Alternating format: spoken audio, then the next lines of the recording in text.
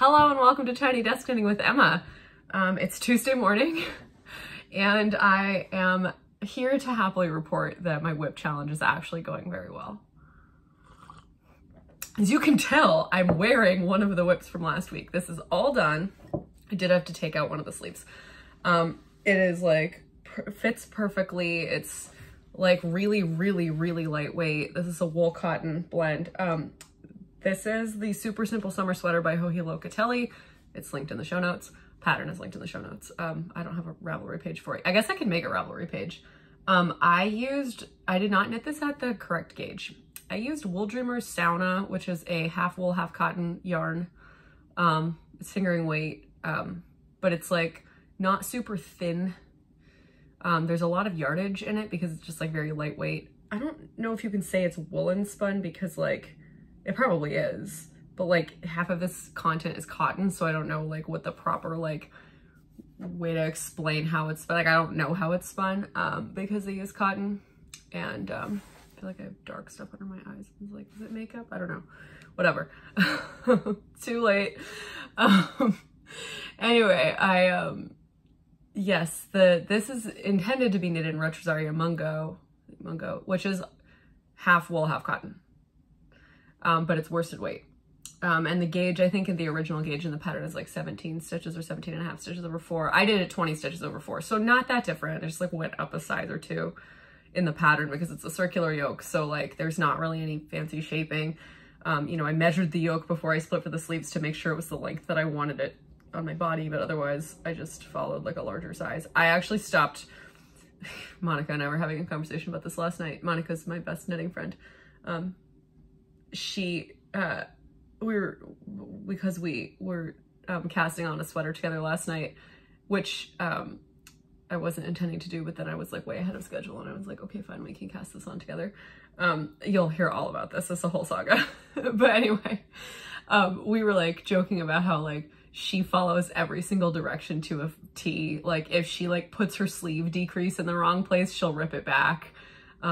Like she's like obsessed with following directions, and I will look at the pattern as little as possible. So like I stopped following the pattern. Like I followed it for like how many to cast on for the neckline, and then I like, you know, how many increases to do and like where to do the increases and how many to increase. And that was it. And oh, and probably like separating body and sleeves. Like I looked at the numbers and I just stopped following the pattern because I've knit so many top-down sweaters that like I knew like, you know, I don't care what it says in the pattern. I want what I want. So I wanted a full length tapered sleeve. So I just I was like, okay, well, I know how to do that. So I'll just make a full length tapered sleeve, and I want the body to be X long and I do not want to split hem. So that's kind of my thing. So Monica and I were like, yeah, let me get into that later because it's a whole saga. So first of all, whip challenge going well.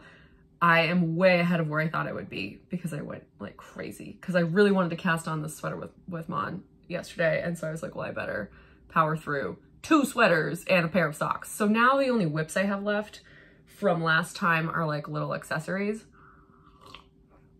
So let's start with what I still have left. I still have to do the thumbs on these, which I said I was going to do. So maybe I'll do that today because it will literally take like maximum half an hour to knit 2 tiny little, like, you know, 4 rounds of 1x1 rib for thumbs on this thing. And I have 2 of them. These little rainbow hand spun mitts. I love these. They're so cute. I made them on Thanksgiving and then I didn't finish them. So that, and then the hat, the Ponderosa hat, I have not made any progress on it. It just has 2 repeats. So I'll probably work on that today. And get like another couple of, I would like to just try and like power through like half of that hat today. It does sort of like cables are hard on my hands sometimes, especially with like a tight gauge. So I have to be careful with that. And then I have just the colorwork mittens, which again, I'll probably finish the first mitten in like no time. And then I just have to do the second one, but I love knitting colorwork mittens. That's like one of my absolute happiest places in knitting. It always has been. That's actually what the first thing that Monica and I did together. So she's been my friend for, oh gosh, 6 years, 7 years, a long time since we started graduate school in Philly, which was a long time ago. And we became friends within I think 5 minutes of meeting each other. We both knew we were going to be best friends. It was like really sweet. Anyway, she wasn't knitting yet, but she like learned how to knit at school for this reason. Like she was taking a pedagogy class. She's an organist, and she was taking like a music pedagogy class. Like, how do you teach people music? And they brought in a knitting teacher because, I love this story.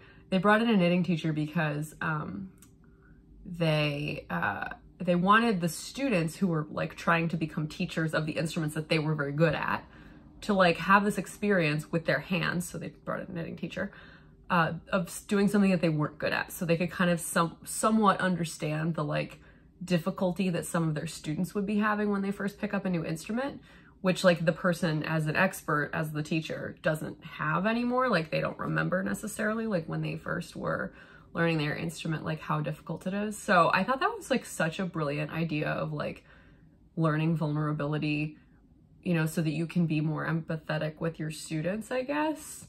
I just thought that was really brilliant. So anyway, Monica had like learned to knit as a child, like briefly, and she picked it up. She picks up everything really fast. She's just like, that's kind of brain she has. She's like a really methodical brain. And she picked it up so fast and like knit this beautiful scarf and was like, oh, Emma does this. Like, we'd become friends like 2 months earlier. And she was like, well, Emma does this, so I might as well do it too. This sounds like something we could do together. And like within 2 weeks, she'd knit this beautiful cabled sweater. Like, so, I am very lucky that she now lives down the street. Because there was a couple of 3 or 4 years where we didn't live near each other, and it was really sad. And it was total coincidence that she moved here. And now we have this whole like church music life that we also have, that we do together, which I never thought we would. We're both church musicians. That's not really how we met, but we are both church musicians, and I never thought that we would actually like work together, and now we do. And it's like the greatest joy. Monica doesn't watch this, so I'm not, you know, this is worthless. But she was on Tiny Desk Knitting like, I don't know, in like February or something. So if you want to go back and look, she's hilarious. Yeah. Anyway, so we'll get into that in a little bit. Let's talk about finished objects. So I already talked about this one. This is a super simple summer sweater that this was my TWT fall sweater cal project, the Woolly Thistle fall sweater knit along project. So if you want some sauna, you can get it at Woolly Thistle, which linked in the show notes. I have an affiliate link with the Woolly Thistle, so if you want to shop there, you can just click, like, it's at the beginning of the show notes in the description box. It just says my affiliate link at TWT. Just click that, and then you will like, that's good. I get like, you know, a cut or whatever. So that's fun. So that's that. Okay. So then you can also get this yarn at the Woolly Thistle. This is West Yorkshire Spinners Vintage Tinsel. It's a sock yarn. Okay. That's not going to work. So I finished a pair of socks. They're not blocked or on blockers or anything. Monica has my good sock blockers. I have a pair though, so I'll block these today.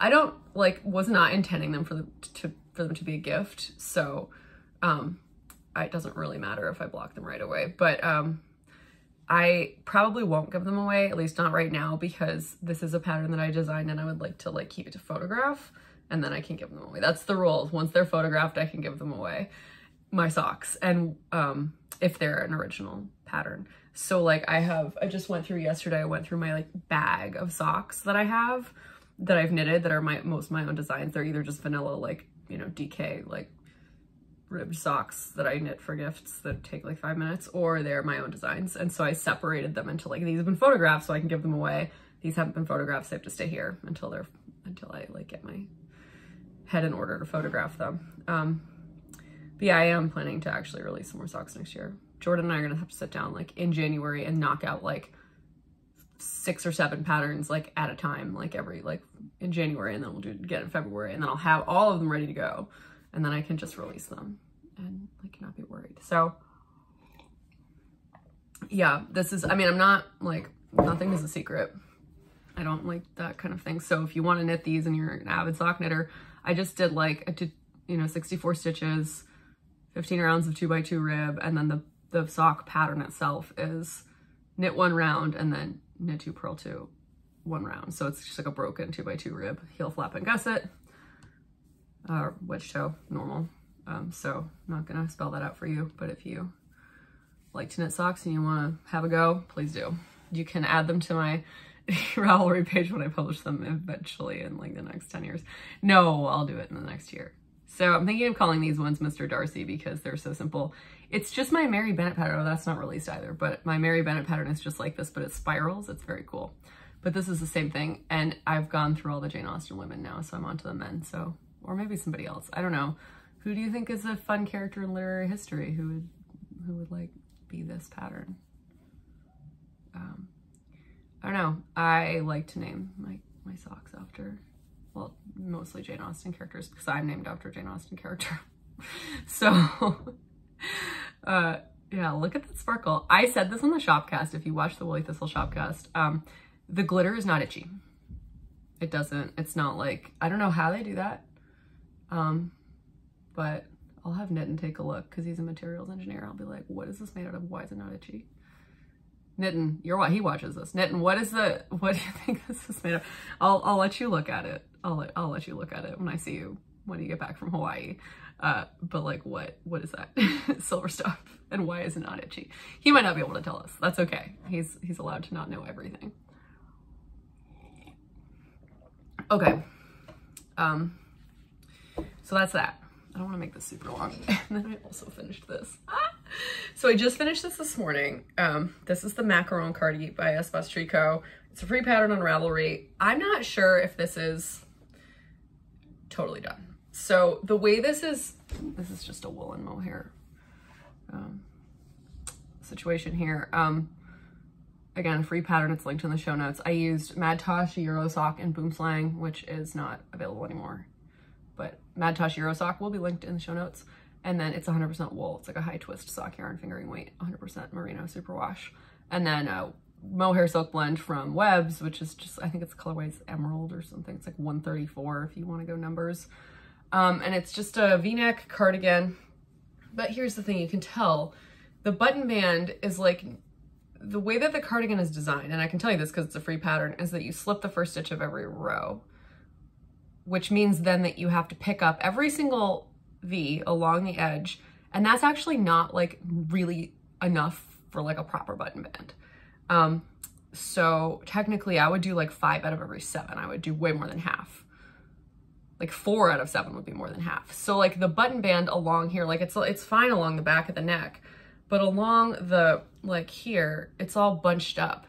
And it's like that in the pattern. Like you can see that like, it's kind of a design feature because it like pulls the back of the sweater up a little bit, and they made it really cropped. I'm just gonna show you. I'm gonna take this off so you can see what it looks like. And I just don't know if, I haven't blocked it. So I am gonna block it. I think that's what I'm gonna do. I've decided I'm gonna block it and see what happens. I did weave in the ends, but I haven't snipped them. And then we'll see kind of like where we're at, I think. And if I don't like it, I'll just take out the button band and redo it. It only took a little while. So it looks like this. Again, like it's not blocked, so I don't really want to judge it super harshly, but it does feel like that. Well, it might lie flat. It might lie like flatter. There's a lot of buttons on it. I did not need this many buttons. I could, in theory, just like take every other button off because buttonholes aren't going to be visible. But yeah, I'm not sure. I like the cardigan itself. I really like the way it fits. I like the sleeve length. I did make edits. I don't really like what the Espace Tricot patterns often have, like you do a lot more increases on the body than you do on the sleeves for the raglans. So I do like some of the extra increases on the body, but not all of them. And something is off. Oh, the buttonholes are mismatched. It's like I'm trying to button this. It's not working. I do like this, but I wanted to wear it on Christmas Eve. So I was like, I'm kind of sad because I'm going to block it and it might work. It doesn't really matter. I have like lots of clothes that I could wear on Christmas Eve, and I wear vestments at church anyway, so it doesn't really matter. I have to sing all day on Christmas Eve. If you are like of the persuasion that goes to church, at least like a Catholic or Episcopal church or Anglican, you also maybe know this, the fourth Sunday of Advent and Christmas Eve are the same day this year. So I have to go in the morning. I'm not complaining. I love to sing church music. And I also am a professional, so that's like an added bonus.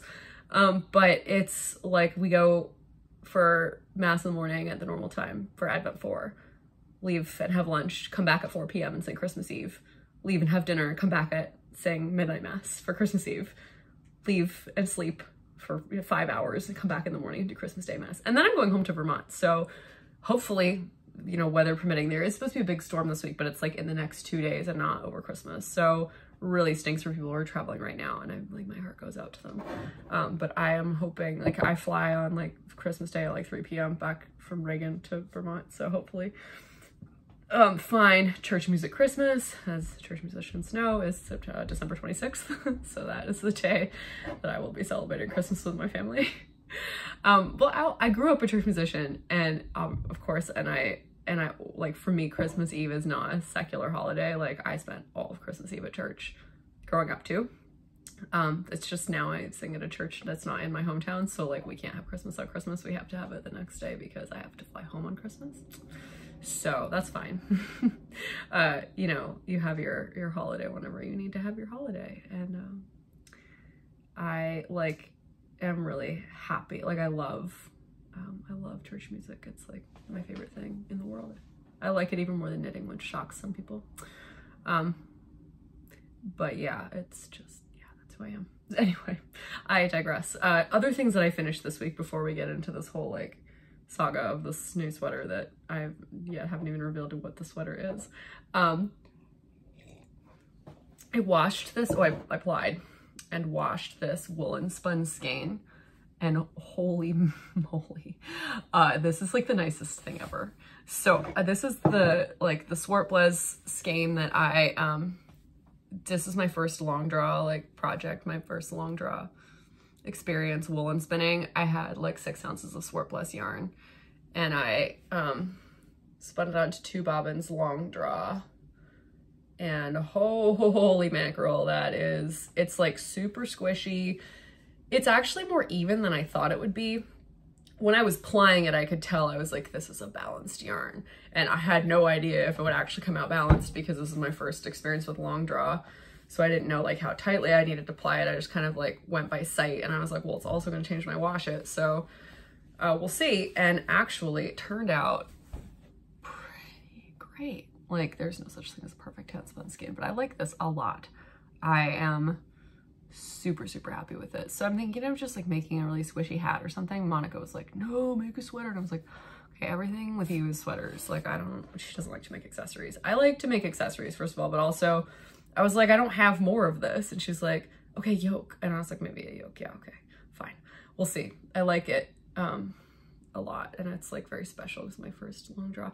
I haven't had a lot of time like at home this past week, so I haven't done any long draw with the new, or with that bump of fiber I was gonna use, which is like somewhere, I don't even know where it is.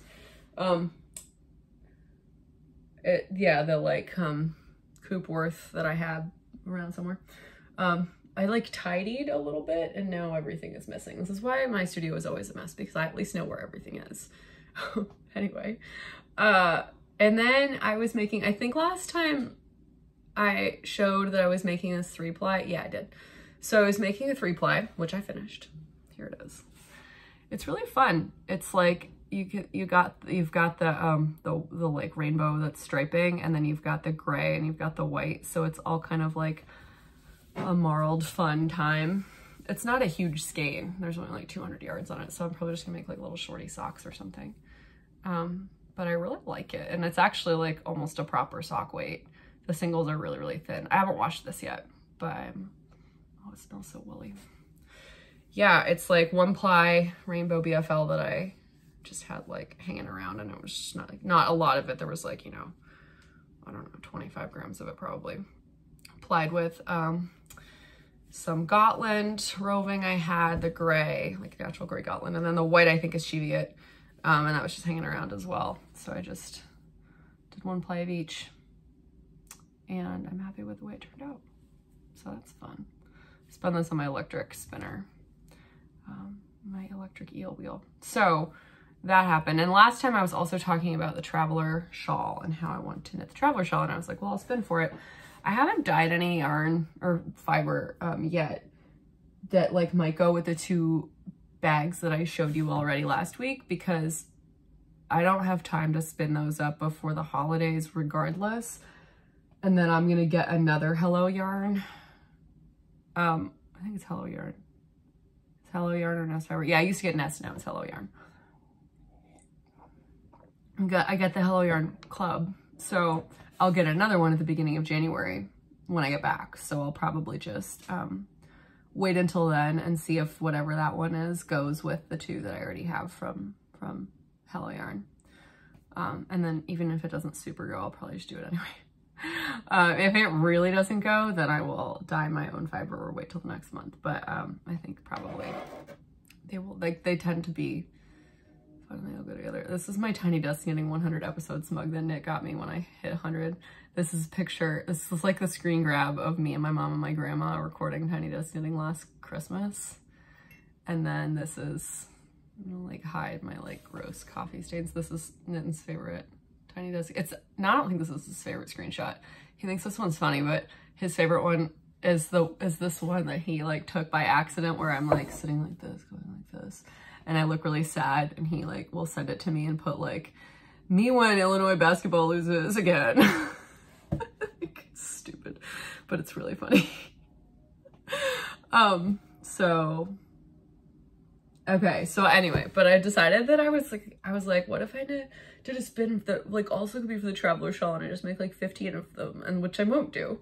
So I'm not even sure what I'm gonna do with this hand spun. I've thought about starting to like sell my hand spun through like YouTube. Like I'm sure like people have said they would buy it, and I'm like, yeah, like I have so much that I don't really know what to do with it, so maybe I should sell it. So if you're interested in buying hand spun, you can comment in favor of that, and then I will know that I can like put some, you know, show some skeins that I will sell you via YouTube or whatever. I guess I could put them on Etsy, but Etsy takes a big cut. And if I can like avoid that, that would be nice. But I am spinning, so I'm spinning a huge 2-ply fractal spin of 3 colorways from John Arbon. So this is the old Harvest Hues line. So the new Harvest Hues line has BFL. This is the Harvest Hues skein.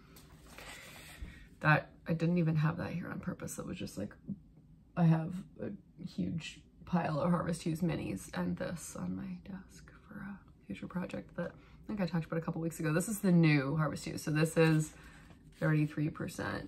It's like a third, and a third of, you can't really probably see that. It's Swarpless, Merino, and BFL. It used to be 2/3 Merino and 1/3 Swarpless, but they are trying to source more of their yarn like closer to home, closer to Devon, which is where they have their mill. And the Merino comes from the Falklands, which is a long way away. So now they have like more of their yarn produced or taken, you know, sourced in Britain, which is nice. So anyway, this is the new blend. This is the old blend. So these are 3 different colorways of the old blend. I mean, they still have, this is New Leaf, which again, they still have this. It's just like, I think this one might be slightly brighter now. You can really see that Swarpless. This one is, I think, Woad. I think that's what it's called.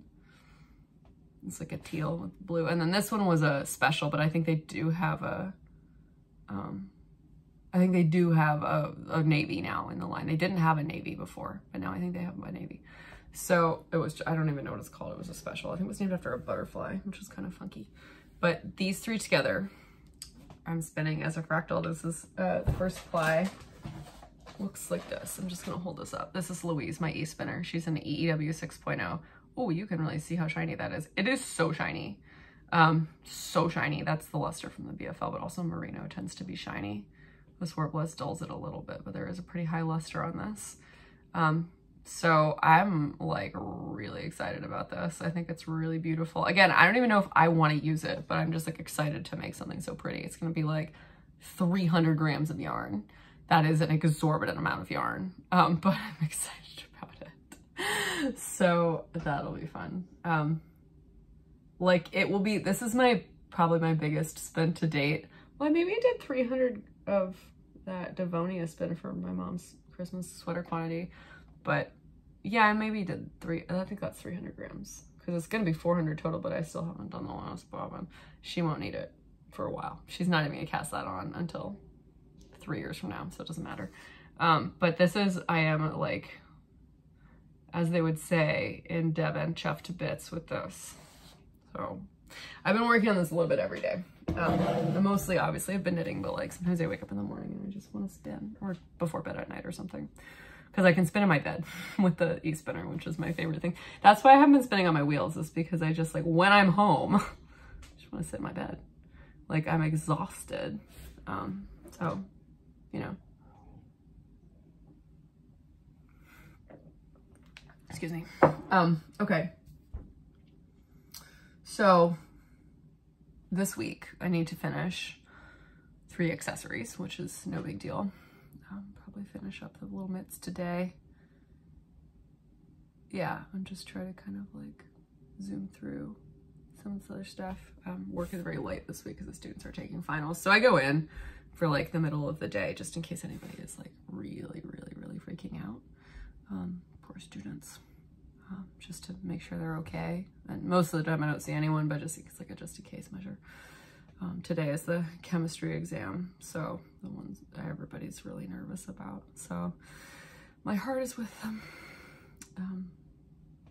Yeah, I remember finals just being like sometimes really stressful. So I try to just be conscientious. Okay. Yeah, I think that now I can talk about this whole saga. Okay, so, oh my gosh, like this was like in 2022. In 2022, there's a sweater release called the Paul Klee sweater, which I'm sure not everybody in the world has maybe seen it. I don't want to say if you've only not seen it if you live under a rock, because like lots of people aren't like on Instagram and Ravelry and stuff. But like, you know how there's like hot sweaters or patterns or whatever, like Andrea Mowry famously has like really popular stuff all the time. Every time she releases a new pattern, it's like the world ends in knitting and everybody, or stops turning for a second and everybody like focuses on it. But there's a designer named Midori Hirose, who is really famous for the ranunculus, which has, you know, 50,000 projects. I've knit several ranunculus sweaters. It's a really nice pattern. It looks really nice in wool and mohair like this. But anyway, Midori Hirose came out with the Paul Klee sweater, which is, I'm not going to put a picture of it here because I don't know like about copyright stuff. There's a link in the show notes and you'll see mine in a second. Well, you'll see what it looks like. But it's like a yoke sweater with just like a neutral body. And then the yoke has these like checkers, these little checkers of like all rainbow colors.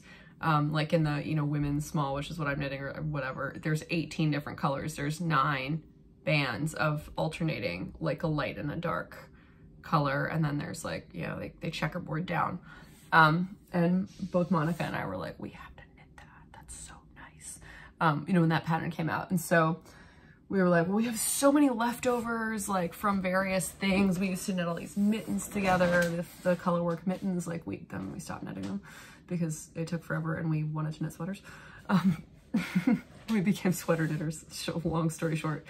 But they, you know, we had so many scraps and we were like, oh, we could do these nice, we could do rainbow or we could do gradients. Like we should knit those. Like we should use some of our scraps as though it would even make a dent in the scraps. We both are sometimes like this, like, especially me, like I'll be like, oh, I'll like knit this nice scrappy project thinking it will use up like a lot of my scraps, and then it uses up like 0.01% of my scraps. And I'm like, dang, I really thought this would be better.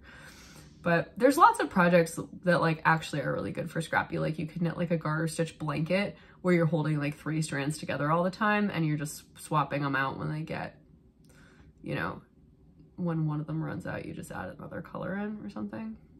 Like that's fun, but which maybe I'll do someday. But we thought the Paul Klee sweater would be a fun way to, you know, play with all of our rainbow colors in our stashes. So we initially like, and I'll put photos here. Okay, so this is like last January. So we took all of our fingering and sock weight yarns, like scrap yarns or full skeins, a lot of them were full skeins, and we laid them out on the floor in a rainbow. So there's a photo, I'm not sure which side it's on, but it's like one side of me here. You can see the freaking rainbow we did. It was wild. So we did that. And we tried to like arrange the yarn and like think about like, okay, well, how many, we need 18 total colors, so like 9 pairs, like how are we going to do this? And we tried to do some gradients, and it just became really clear that like we had too many of like each color. Like we couldn't pick because we liked so many. So instead of doing one rainbow gradient, we did one pink and red and orange gradient, and then we did like one like blue and purple gradient, because we had a lot of pinks and reds, and we had and oranges, and we had a lot of greens or blues. It was mostly blue and purple. We have a lot of every color, but like not a lot of yellow or anything. So like, you know, initially I think this was designed in Jameson's Spindrift, which, you know, has like 275 colors in the range. And I could have easily just knitted this in Fair Isle yarn, because I have definitely over 100 different colors of that in my stash between Jameson and Smith and Jameson's of Shetland. But Monica was like, we have to use the leftovers. And I was like, I agree, we should use the leftovers. It'll be more fun. I can knit more of these if I really like them and use Jameson's and Jameson and Smith and like use some of those scraps later. So we did this in January. We were like, we're gonna do this sometime this year. We're gonna do this. We both kept being too busy. I mean, you know, we would like mention it to each other like once every 2 weeks, be like, oh yeah, we gotta do that. So obviously we see each other multiple times a week for church music stuff, but yeah, it's, yeah, we just like did not get around to it. And I think one of us was like, oh, maybe we should do it for Advent, like that would be fun. And then we kind of like laughed and we're like, we don't have time to do anything except church music during Advent. Like, I mean, I have a full-time job elsewhere. Like her full-time job is being an organist. But like, we were like, we can't do that. Like Advent is too, like, especially the beginning of Advent, we had 2 lessons and carol services that we had to prep for, and we just didn't have time. So, or like mental energy, because it was like, oh, maybe we'll like do one, you know, it's a checkerboard, so like 1 stripe a day for 18 days or 9 days or whatever. And then we were like, no. So then like a couple weeks ago, she was like, okay, what if we do it as our Epiphany discipline? So the season of Epiphany is technically like January 6th until February 2nd, which is the feast of the presentation, or the day that Jesus was presented in the temple.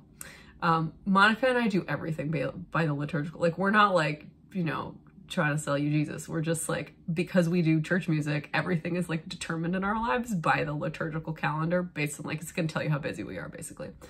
So she was like, Epiphany to Candlemas is like not such a crazy time. What if we did it as an Epiphany discipline? Like, we'll cast on an Epiphany. And I was, which is the 12th day of Christmas. Epiphany is the day that the wise men visited Jesus. In the Gospel of, is it Matthew where the wise men are? Because Luke is the manger and the inn, no room in the inn, but I think the wise men are in Matthew. Maybe I'm crazy. Wow, my dad is a Bible scholar. I should really be better about this. Anyway, I think that the wise men are in Matthew. I can't remember. Doesn't matter. Super does not matter. Everyone who knows is screaming at me through the internet. I understand. Thank you. I can't hear you.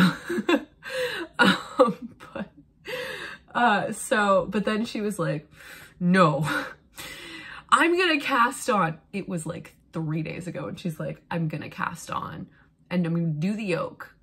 She's like, I have to finish these socks for my sister-in-law. And then like Monday, I'm going to finish the socks. I'm going to cast on the yoke. And then I'm going to finish the yoke the week before Christmas. And then I'm gonna bring the body with me on my vacation. And I was like, well, I can't let you do that alone. So I better finish enough whips that I can also cast it on. On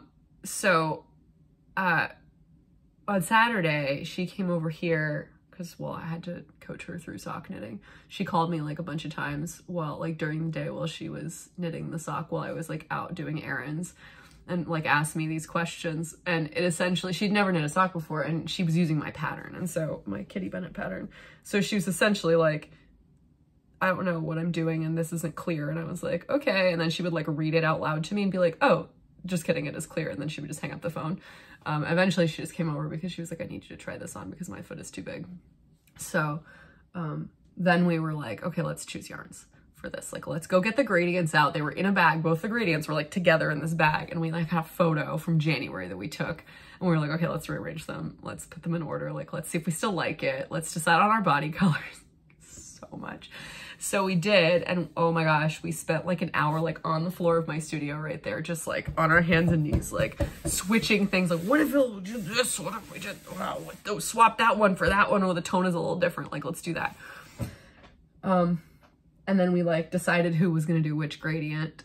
And so she's doing the blue and purple gradient and I'm doing the red and pink and orange gradient. And so she still hasn't decided on a body color. She has like a dark gray. She has like a kind of like almost like a mustardy brown. And then she has like a warmer kind of reddish brown choices. I settled on, well, I was going to do gray. I had like a 203 Jameson Smith, but I was like, I don't feel like this works. And then I was like, what if I did beige, like an oatmeal? So I chose, I have a few of these Harris Fill Shell, and I used to have a sweater quantity, but I don't anymore because I used it for like my Radiance Dark Owl or something. So I have like 3 of these left. But so I just ordered a cone because I was like, well, I have enough to at least start this to do the yoke or the collar. I'll order a cone and then I'll like use the cone mostly and just like heel cone it if I run out of the cone because I have these skeins. So I think my choice is good. And okay, now I will show you, like I should have done this earlier. I'll insert pictures here. So like, there are like the 2 gradients. I will show a photo of what they look like. Monica keeps messing with hers. Like she's still been messing with it. So I will also insert photos of her yoke right now. So last night we cast it on, and if you've knit this sweater, you'll know what I'm talking about, but it has like, you think it's like fully checkerboarded because it like looks like it's checkerboarded, but because it's not knitted in a wedge, like most yokes go in a wedge like this. And so like the color pattern starts here and then it like grows, like it builds upon itself, like straight through the yoke down like this, because it's, you're creating a wedge of fabric. And, or you can do bands and then like, you know, even increases and then a band and then even increases, like, but a lot of them have the increase or decrease is just built into the pattern as a wedge. Like I'm saying, I've just said wedge like 1,000 times. This is not like that. This is a circular yoke that's like, it just has like, you have to make increases, but you're not like the squares essentially, or the rectangles, the checkerboards are not getting larger because that's what would happen if you did a wedge. The squares would get wider and they'd have to get taller. So that they don't do that. They keep them the same size. So, but you have to insert increases. And so like every other color will have an increase on the last round. And then the next one, the next checkerboard is like offset. So I should just show you this. This is mine so far. It's really fun. But we both like notice, and you can tell like, this is why most people don't do gradients for this, because you can tell it's like so easy, like that stacked on top. I mean, it looks better than I thought it would. But like the dark ones, especially when they're stacked on top of each other, it's really hard to tell the difference because it's a gradient. That's the whole point. So this is a little complicated, but I think like we were both kind of like, oh my gosh, we're gonna die at this. So like you can see like these 2 are stacked right on top of each other, like the second and third ones here, but the first one and second one are offset because there's an increase in the last round, and there's an increase in the last round of the third one, so the third and fourth ones are offset. So the next one will be directly stacked, and I'm not sure how many more offset ones. Like I'm guessing they're not going to keep doing increases maybe they will, I don't actually know. But like some of it looks really good, like there they look stacked fully. So I think that your brain will see it as checkerboarded. Like I think that that's the optical illusion of this piece, is that like it will still look like a checkerboard. Anyway, I've shown you, I've done 4. 1, 2, 3, 4, 5, 6. I have 6. Oh, I have 6 left. No, 1, 2, 3, 4, 5 left. So I have 5 left. Which I would say was like, I'm like, oh, I'm halfway through the yoke, but I'm not, because actually it gets bigger. So you're not halfway through when you're finished with almost half the colors, and I'm not finished with half the colors. I have 5 more. So probably do another 1 or 2 of these today. Although I don't think this goes through the whole yoke because I think there's also raglan increases after that. So I just want to knit through it would be nice to get the color work done the next few days before Christmas. I'm not going to bring this home for Christmas because I'm going to bring home my Christmas to New Year's challenge, which is to knit my mom a matching I made a Felix pullover last year from Christmas to New Year's with like gold mohair and silk plus merino plus sparkly yarns.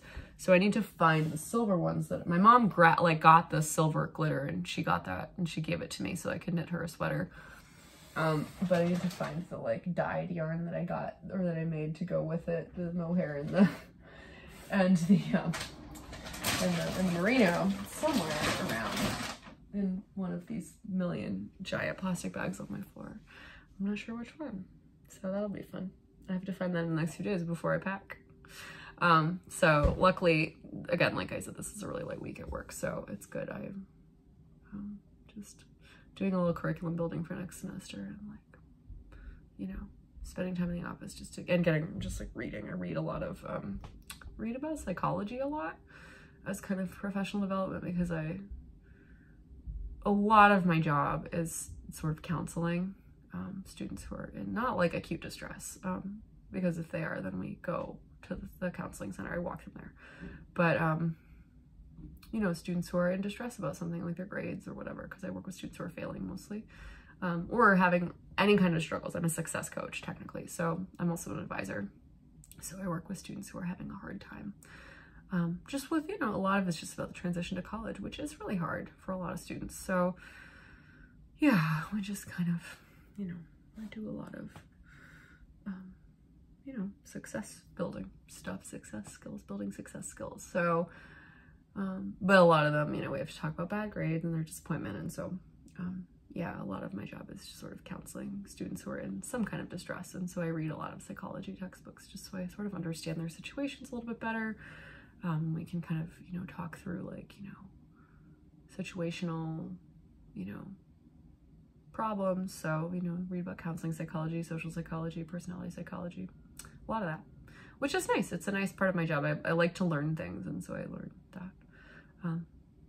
Yeah, and I spend a lot of time watching YouTube videos from like life coaches and like, you know, people who like coach students to, you know, get kind of ideas for workshops and stuff like that. I like my job. It's very varied. Right now it's very like, because the students are taking finals and I don't see a lot of them, I get to like, it's more kind of like building stuff and like taking things in, and that's kind of nice. So yeah, I will probably see you in Vermont next week. I don't know when I'm gonna record, because next Tuesday is our Christmas.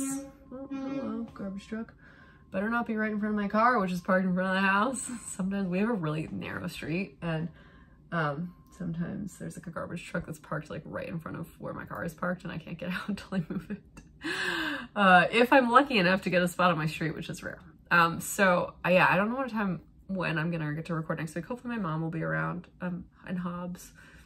Maybe my mom will want to show you her knitting projects. That will be nice. I think she's been knitting. I think so. She is in her knitting season, so yeah, I have to mail her Christmas present today because it has a blade.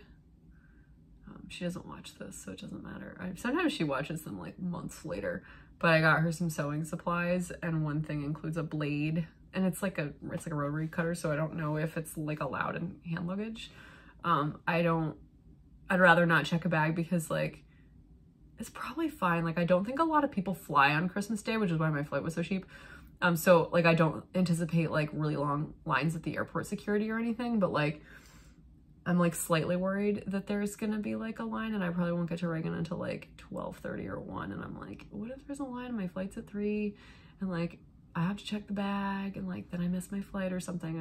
I'm always a little bit paranoid about that kind of stuff. So, so I'm like, maybe I won't check a bag, but then I'm like, well, I better not put a blade in my carry-on. So, cause I'm only going home for like 6 days. That's the beauty of being a church musician. You don't forget to go home.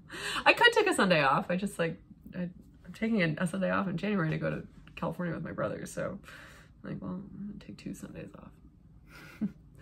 off. Yeah, so hopefully I have more whips done next week, and maybe the yoke will be finished. I'll probably take this to San Francisco when my brother Ian and I go in a couple of weeks, and do the body and sleeves. That'll be my project for San Fran. So yeah, I'm excited about that. And yeah, so I'm gonna go to work and like see if any students are in distress. Hopefully they're not. But just in case, someone's gotta be there. So yeah, this has been long enough. A lot happened this week, clearly. It was kind of just like, like I very much felt like my head was gonna come off, you know, from just like all that was going on a little bit, because it's just like December and that's kind of what happens. I'm sure a lot of people feel that way. This is a hard time of year if you're busy, or if you're, you know, have kind of emotional distress due to, you know, nostalgia kind of things, which is really also normal. whatever, you know, I know it's a hard time of year. So I hope everyone's okay. And knitting or spinning or making whatever, and baking, and maybe you don't celebrate the holidays and you just have a couple of days off from work and you're really excited about that. That sounds nice. So wherever you are, I hope that you're fine and happy and comfortable and doing okay. Because sometimes I feel like I'm just like, like not okay, but I am. I'm great. It's like just like a lot. It's busy. I'm excited to have a week in Vermont. Yeah. So anyway, just got deep for a second. Thank you for watching. This has been Tiny Desk Knitting with Emma.